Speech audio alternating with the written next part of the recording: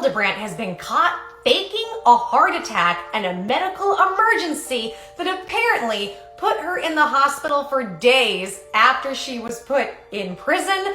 Guys, this is the most delicious thing you're going to see, and I'm actually excited to show it to you. Make sure and click the plus sign because I'm going to keep you up to date with this. Sound off in the comments and tell me what you think. But we know that this week we had a hearing for both Jodi and Ruby, and they're not getting bail. And what we heard is we would see in their jumpsuits, right? So it was interesting because Ruby's looked more like a medical one because it had the yellow and black stripes. Hers had more pinkish and white stripes on it. And we found out some more information on what that means. So as I've reported, Ruby was in the medical unit. We have been told she is on unaliving watch and she is not doing well. Where with this one, if you remember during the trial, her lawyer was the one that wanted the expedited trial because apparently she's having life-ending health situations. Now, many people have said the rumor is it was heart attacks. And there are so many reasons why this is so ironic. I want to play a clip for you guys that I think proves that she's lying about all of this. Take a look and we'll just admitted that they behave this way in this helpless, hopeless place. They would feign sickness. And I don't know if you have a child that does that. I've had people in my family, my extended family, who have done that. And I know that there's deception there.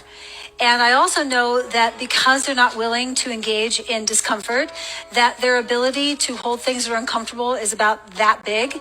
And so, you know, a little pinch, they're overreacting. I have to go home. I ran into the desk when I walked in this morning and you see that? Well, you can't really see it anymore, but it was there like an hour ago. I need to go home because my leg is really... Let's go into why this clip is so delicious. Now, I do want to say this.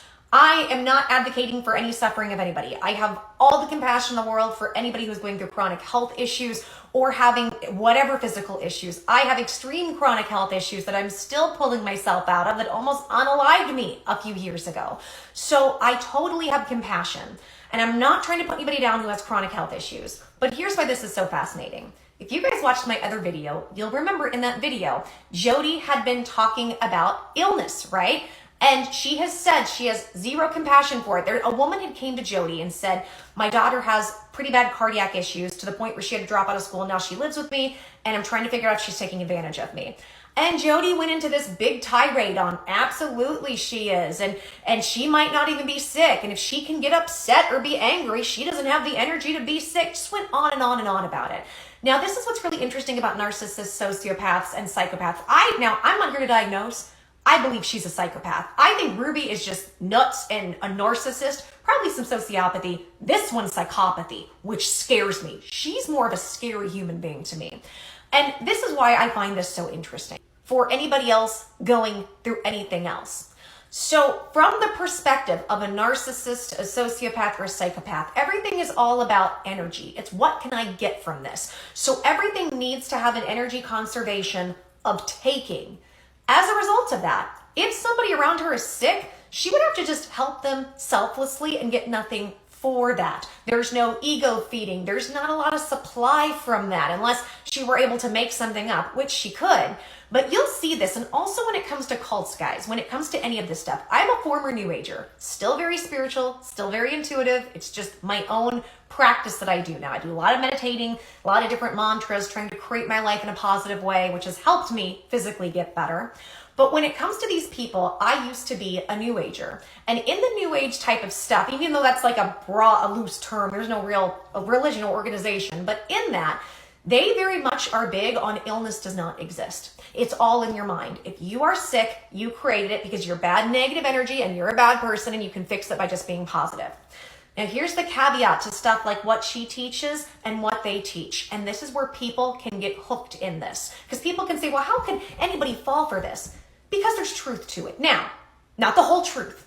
There are elements of truth to it. There's elements of truth to anything, but you have to fit the picture as a whole to see everything correctly. These people take little bits of truth and distort, as she loves to say, distort. They distort with it and they manipulate with the truth, which is what we see her doing to get what she wants and feed egos. I think she was trying to feed Ruby's ego and tell Ruby that you are not a bad parent for being In fact, you need to ramp up. She was feeding that side of her to be able to get to Ruby's audience, to make her money, to give her the comforts that she wants. Although she screams everybody else needs to face the truth and be uncomfortable, what she means is stay in discomfort for my truth so I can get what I want from you and everybody else because I'm entitled. What these people do is they are going to constantly project their issues on to you. So this is what I find interesting with the New Agers. They say, like I said, there's no illness, there's no this, there's no that. Here's where there's truths to that. If you are in a constant state of stress, I'm not even saying why, but for whatever reason, your cortisol can be raised all the time. Your adrenaline can be raised all the time. That can cause adrenaline fatigue, adrenaline blowout. That can do all types of things, create chronic inflammation, give you autoimmune illnesses. So is there truth to that? Yes. However, can you just change your thoughts and fix something? Maybe in the beginning stages of an illness, it's possible. You've heard people do that. However, all the mantras and meditation I've done over 3 years and I'm still not fully better. And I work 8 to 10 hours every single day on my health. And it's because sometimes there are issues that build up in the body that are so severe, you need different modalities and methods of healing and time. And it can just take time for the body to fix things and even figure out what is the body actually needing within a very broken medical system.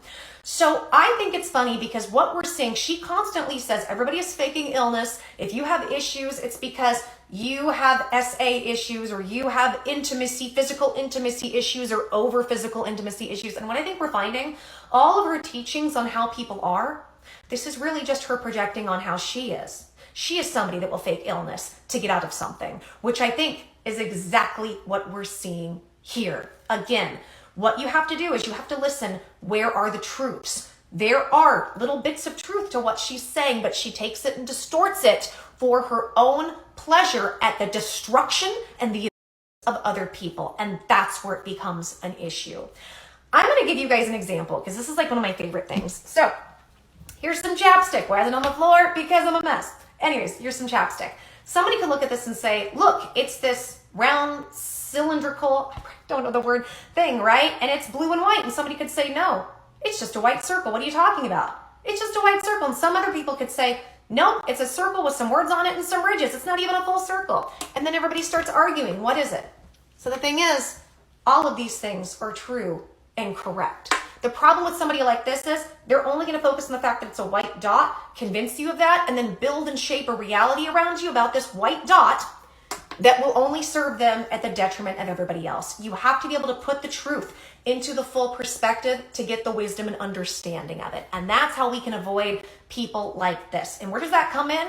A lot of times, the biggest thing, if you don't know the red flags, use your intuition. How do you feel around these people? Do you feel good? Do you feel worse? Do you feel drained? Because somebody could be making you feel good by feeding your ego, but you also feel drained around them. And I think she, on some level, gave Ruby mental and emotional permission to your children, and that's how she hooked her. Because here's what I think.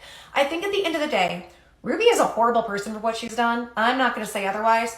I do think she does love her children to some extent.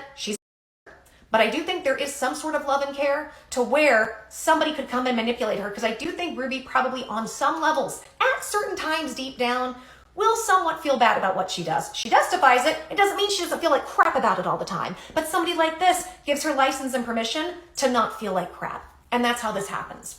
So I think it's interesting. And I want to see what this illness is. And on the one hand, it's none of our business. But on the other hand, because of all the awful things she's done to people, and now this is a huge court situation, I kind of feel like it is. Now, we're going to wait for court documents to come out to see what this illness is, or if we'll hear from her about it. But I think this is just another manipulation tactic simply because she's showing her cards. Last thing I want to say in all serious manner to anybody who is struggling through chronic health issues or illness, I get it. I'm with you. I'm in it right now. I've been there. I am so much better than what I am. And I am so insanely grateful every single day for that. But I also want to encourage, if you're going through something, keep going, keep searching, keep looking for answers, because the answers are out there and we can fix ourselves. I'm living proof, and I believe in you that you can do that. And I just want to throw that out there to anybody who's going through it. I don't know. What do you guys think? Do you find the irony as funny as I do? Sound off in the comments. Click the plus sign. I've got more coming.